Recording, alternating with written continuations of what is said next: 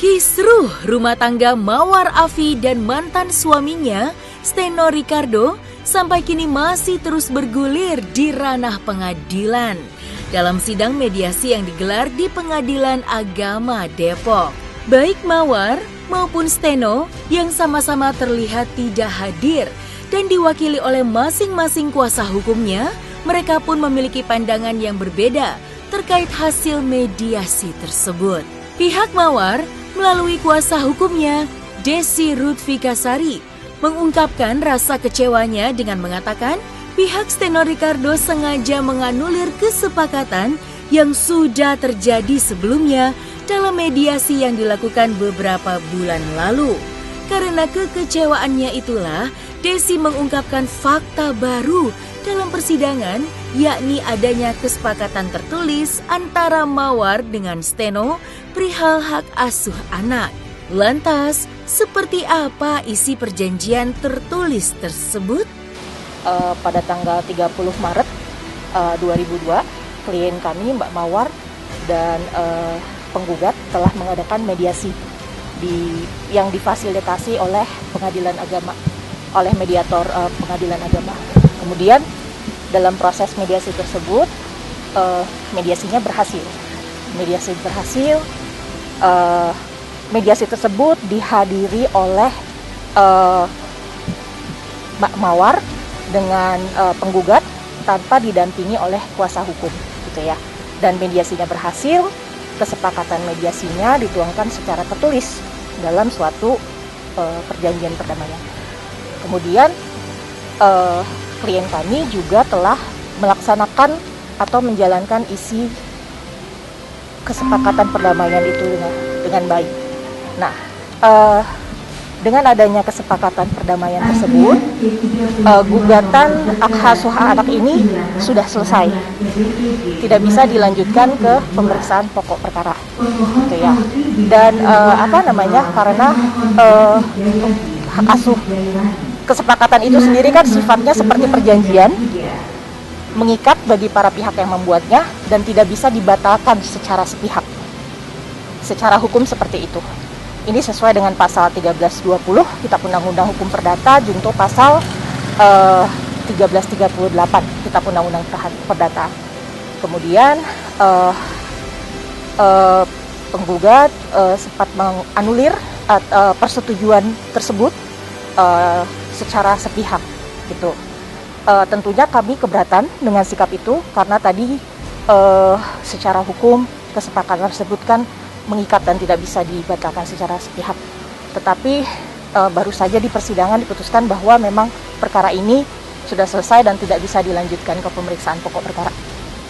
Kurang lebih seperti itu yang bisa saya sampaikan. Mohon maaf hari ini Mbak Mawar tidak bisa hadir. Kalau untuk isinya kami tidak bisa berkomentar karena sifatnya rahasia. Jadi mungkin hanya itu yang bisa kami sampaikan, hanya mengenai hak asuh anak. Ya, ini kan kami belum sempat berkoordinasi ya karena baru keluar dari sidang juga, gitu ya. Tapi tentunya sebagaimana yang selalu kita sampaikan juga bahwa perjanjian perdamaian kesepakatan hasil mediasi itu karena mediasinya sudah berakhir, maka gugatan hak asuh anaknya sudah selesai. Seperti itu. Terima kasih. Anak sama siapa sekarang? Dengan sendiri sekarang sama siapa? Masih di Mawar atau seperti apa? Kan kalau menurut undang-undang kan memang ada di klien kami ya, kan anaknya belum dewasa, seperti itu. Sementara dari pihak Steno mengungkapkan masih ingin terus memperjuangkan hak asuh anak yang diperdebatkan. Melalui kuasa hukumnya, Fajar Dwi Nugroho turut mengungkapkan kekecewaannya dengan apa yang diputuskan oleh hakim. Sebagai kuasa hukum, Fajar menyatakan bahwa hukum acara pada mediasi beberapa bulan lalu belum berjalan dengan semestinya. Atas alasan itu, Steno kecewa dengan keputusan hakim yang tidak sesuai dengan harapannya. Maka, seperti inilah penuturan lengkap kuasa hukum Steno tentang sidang lanjutan kemarin. Ya, jadi sidang hari ini sebenarnya saya pribadi dan tim kuasa hukum yang lain juga di luar prediksi kami. Ternyata hakim menjatuhkan putusan akhir, produknya adalah putusan akhir. Hukum acara belum berjalan sebagaimana mestinya. Ada pada saat sidang keberapa saya lupa, gugatan telah dibacakan. Berarti hukum acara proses pokok perkara sudah dijalankan, tapi tidak ada proses agenda jawab-menjawab, pembuktian dan sebagainya, tiba-tiba putusan akhir. Kenapa ada putusan akhir? Ternyata mundur ke belakang adanya persoalan antara penggugat dan tergugat mengenai hasil mediasi. Jadi memang sudah ada hasil mediasi yang keluar pada saat tahapan mediasi. Cuma memang dalam prakteknya kami dan penggugat, klien juga ternyata keberatan dengan hasil tersebut. Maka kami menolak untuk dilanjutkan dengan proses akta dading dan sebagainya, penetapan itu kami menolak. Kami keberatan dan mohon kepada majelis hakim untuk melanjutkan pemeriksaan dalam pokok perkara. Namun tergugat bersikukuh bahwa hasil mediasi itu adalah sah dan sebagainya, membuat laporan-laporan lah, intinya persidangan mungkin tidak netral dan sebagainya. Berjalan cukup lama, mungkin ada sekitar 3 kali persidangan, isinya cuma mempersoalkan itu aja, mempersoalkan mediasi itu sah dari kami, keberatan dan sebagainya, sehingga hakim juga mungkin perlu memandang ini harus diselesaikan gitu.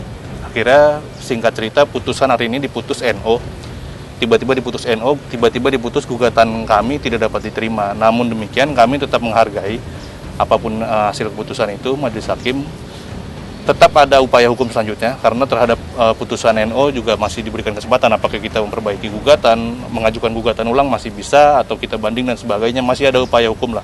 Intinya persoalan ini masih belum kami anggap selesai, kami akan tempuh upaya hukum selanjutnya. Tetap dalam gugatan kami juga, ya mungkin saya nggak punya wewenang untuk membuka isi gugatan, karena di situ ada beberapa poin yang mungkin kami anggap sebagai hal yang pribadi. Kami juga nggak mau menyerang kehormatan dari saudari Mawar. Kita juga menghargai itu agar semuanya juga bisa menikmati apa yang seharusnya lah. Cuma memang ada keberatan-keberatan yang kami sampaikan dalam gugatan, sehingga itu menjadi poin yang penting untuk kami perjuangkan buat klien kami Steno. Apa aja bang keberatan yang bisa dijelaskan? Oh, itu mungkin ranahnya cukup tertutup ya, terkait dengan alasan-alasan kenapa akhirnya klien kami menuntut bahwa hak asuh anak harus ada di klien kami. Kalau susah itu sebenarnya relatif, karena seiring dengan jalannya persidangan kan ya mungkin ada strategi-strategi dari saudari Mawar atau mungkin kuasa hukumnya untuk coba kasih kelonggaran segala macam. Bukan hanya sekedar bertemu dan tidak bertemu aja sih sebenarnya. Poin-poin yang penting dalam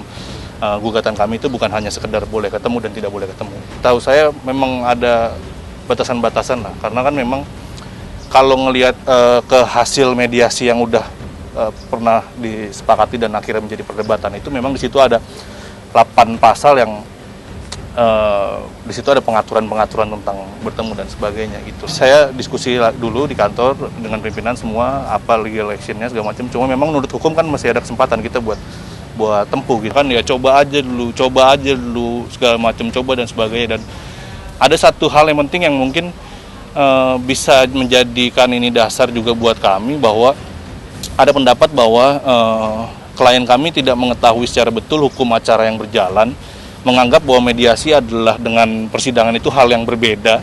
Jadi kita tanda tanganin aja dulu dan berharap persidangan tetap berjalan gitu. Ternyata kan itu merupakan satu kesatuan. Akhirnya pas kita berikan pemahaman dan semacamnya, dia keberatan sendiri, kecewa lah. Masa ya buat apa sekarang kita berupaya, itu hasil mediasi dengan gugatan. Kalau misalnya nanti ada kesempatan saya bisa buka gugatan itu, hasilnya poin-poinnya sangat jauh berbandingan. Buat apa kami datang ke sini untuk menuntut hak kalau hasil mediasi yang seperti itu kami akomodir gitu. Memang sangat jomplang. Cuma nggak apa-apa lah.